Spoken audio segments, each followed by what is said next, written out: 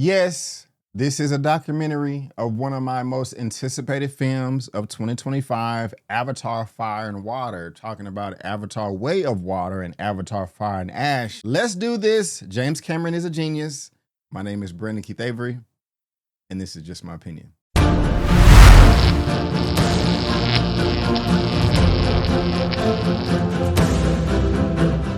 All right, guys, now we have Avatar Fire and Water making the Avatar films. Do you get it? Avatar Fire and Water, because the second film was Avatar The Way of Water, and the third film is Avatar Fire and Ash, and so they combine those into fire, water, water, fire, blah, blah, blah.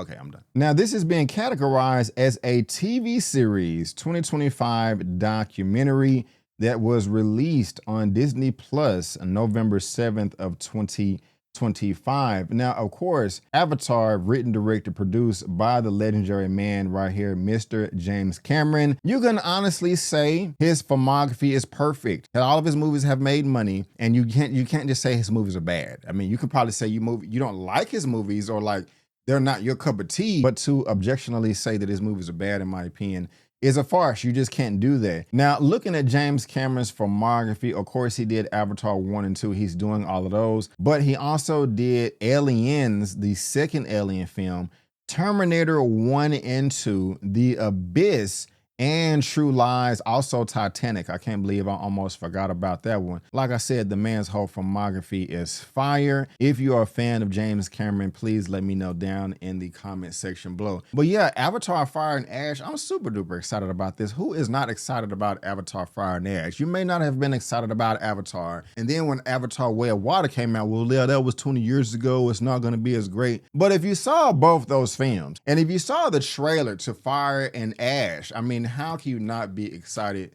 for that film? It's going down. Now, in anticipation with that, they did drop this documentary. It's 2 episodes, like I said, on Disney Plus. First episode is about 45 minutes. Second episode is about 30 minutes. I did not have any expectations going into this, just thinking that, okay, hey, actually that's a lie. I was thinking that the first half of this series was gonna be about Avatar The Way of Water, and then like the second half, or a good chunk, 20 or 30 minutes, was gonna be some deep dive into Fire and Ash. Whether that's the case or not, I'll let you know in the review. And it will be slightly spoilery because this is a documentary. I'm just being honest with you. But before I get into all the nitty gritty, before I talk about all my likes and dislikes, if any at all, let me tell you exactly what this documentary on Disney Plus is all about. A behind the scenes journey explores the creation of Avatar, The Way of Water, and previews Avatar Fire and Ash, featuring exclusive footage and conversations with James Cameron, cast members, and key production figures. I really do appreciate it when a filmmaker, when a creator takes the time, has the patience to share their vision with the general audience, with the public, to share their process. Not everyone has to do that, but James Cameron and other great filmmakers over time have done that, and you get all of that in this documentary. It is very short, it's not long, and it does keep your interest. To be honest with you, when it first started off, like the first minute or so, I said, are we gonna get anything new? I feel like I've seen this before. I think there was another documentary or series that came out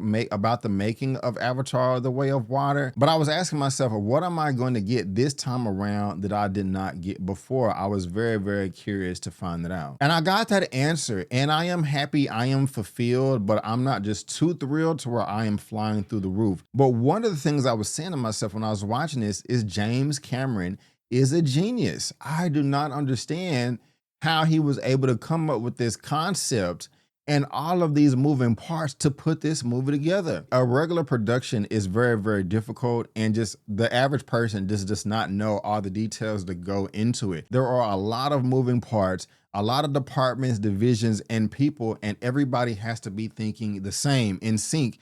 And if 1 or 2 people are off, it hurts the overall product. Take that and times it by 50 million to get Avatar, and it's just mind blowing. Like, okay, how is this possible? And when James Cameron is expressing himself and going through the whole process, he seems like he's never stressed out, like he never gets angry. I'm pretty sure that's not the case. And we have heard behind the scenes of times where he has bumped heads with people before.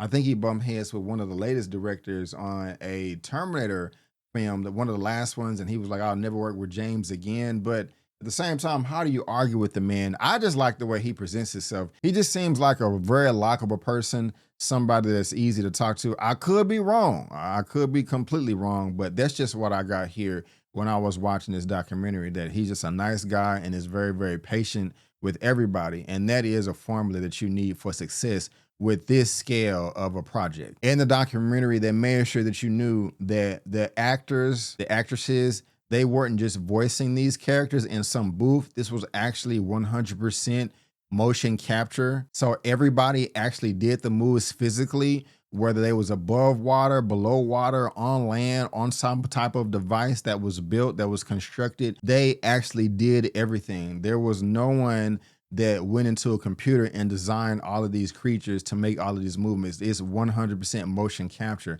So it is a real performance. It would be ignorant to say that, oh, Sigourney Weaver voiced this actress in this film. That's not, no, she performed it just like you would in any other production. And James Cameron made for dang sure that you knew that. And I respect that for it, because they did put in a lot of work. The actors in this film did a lot that most actors are not going to be able to do, as far as training your body to hold your breath extended a period of time, learn how to drive a certain vehicle, be open to experiments and how they're putting jetpacks on your back, connecting you to all these different devices that were not designed for humans. I mean, there was a lot of risk in this movie. Now, they did their due diligence to make sure that it was safe, but they had to just find out a lot of things on the spot and just make it work. And it's just like, wow, the amount of detail, again, that went into this production is just stellar. It is mind blowing. And if you've seen the film, you know that some of the animals, creatures in this film are huge, like some of the fish, some of the whales. They actually had to build certain sets alone for just one creature because they were just that big, and also wanted to sell the performance. I was also watching this and saying to myself, it has to be such an honor to have James Cameron, one of the best filmmakers of all time, call you to say, hey, I want you to be part of a production. He called this one like deep sea diver. He's like the best deep sea diver in the planet. It was like, hey, I'm working on this film Avatar. And I'm pretty sure it wasn't a real phone call, maybe an email, and had his people hit up his people. But I'm having fun here. Like, hey, want to come work on my movie? He's so happy, like, babe, I got the call. This is the time I am going in. I've been waiting my whole life. And now James Cameron is calling. And so he comes in and he's spitting all of his knowledge, his wisdom, his expertise as far as deep diving. Then you have the biggest, best crane people and the biggest, best set people and the biggest, best makeup people. And they're just all giddy and excited to be like, yes, I get to work on this project and we can do this and we can do that. And it's just fun. I need to go back to this. I'm stepping out of my review just a little bit here, but this was fun. Me watching behind the scenes is how I got into talking about movies. I used to do that all the time as a child, teenager, young adult, etc. That's how passionate I was. And I need to go back to that. I really haven't seen a documentary like this or just behind the scenes featurettes in a long, long time. But it was just so cool to see them bounce back and forth between different departments, and also showing how lighting works and how they would film the characters in water. Like one camera that they was using as style was infrared. But when they was trying to film the performers underwater with infrared, the light would not reach the actors from where the camera was. So it was a dilemma. I forgot exactly how they fixed it. But in addition to that, there were also scenes to where they had to film the actors above water and below water at the same time. So they had one camera underwater using infrared, but one camera above the water using UV light to film the actors, and them doing that at the same time, and then the computer having to come together to compile all that was just like amazing. Like, wow, this is just super dope right here. But then you have them where you have to film them underwater and all the certain angles. Well, sometimes if the camera is at the bottom looking up, if it sees the water, it looks like chrome or some type of metallic lava or something. So they had to come up with a way to reflect the light a certain way so that wouldn't mess up in the camera system. So they dropped all these black balls to like block the light, but they couldn't do that. So then they changed the black balls to white balls, to where now in this tank that is swimming around, you have all these white balls, and that's just a way to reflect the light so it doesn't mess up the camera system or the computer system. And I'm just like, man, all this detail is just freaking crazy. It's just amazing. Way of Water, they had these animals or creatures to where they could deep dive in the water, but then also fly up in the air. They actually built machines that can do that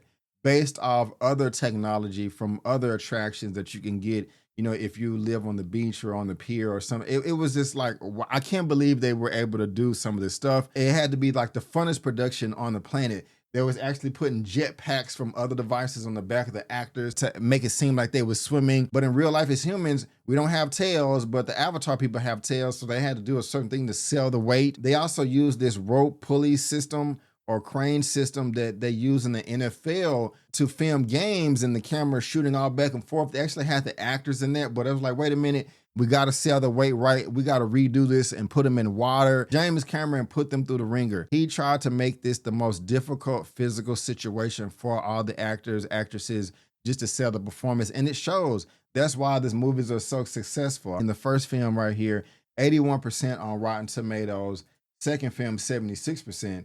And it made 2.9 billion the first one and 2.3 billion the second time. I cannot wait for this movie. I mean, seriously, it's just 2 episodes of epicness, of rawness, of them diving deep into all of the making. And you need to see it if you are a fan of Avatar. Like, I don't want to say anymore. I kind of want to go watch the documentary again. But I mean, this is A++ right here. I'm really, really excited about this film. I plan on covering the hell out of Avatar Fire and Ash.